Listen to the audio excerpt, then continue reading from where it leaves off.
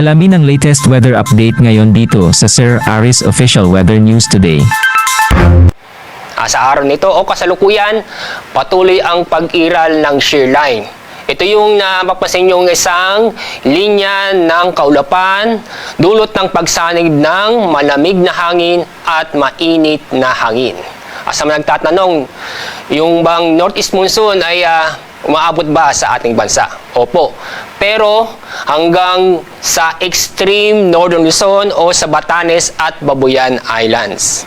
Sa lalabing bahagi ng ating bansa, naapektuhan tayo ng easterlies o mainit at malinsangan na hangin galing sa dagat Pasipiko.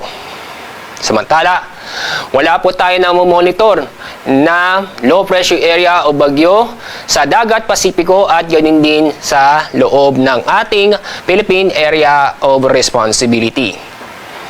Sa susunod na 2 hanggang 3 araw, itong shear line ay patuloy na nakakapekto mula ngayon hanggang bukas. Mostly po sa silangang bahagi ng Luzon, katulad sa Cagayan Valley, Aurora, Quezon, kasama na rin ang ilang bahagi ng Bicol Region.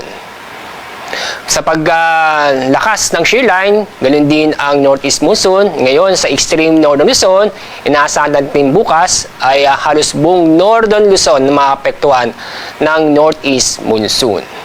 Pero pagdating ng Martes, ay inaasahan natin ng hihina ang shear line at ganun din ang northeast monsoon.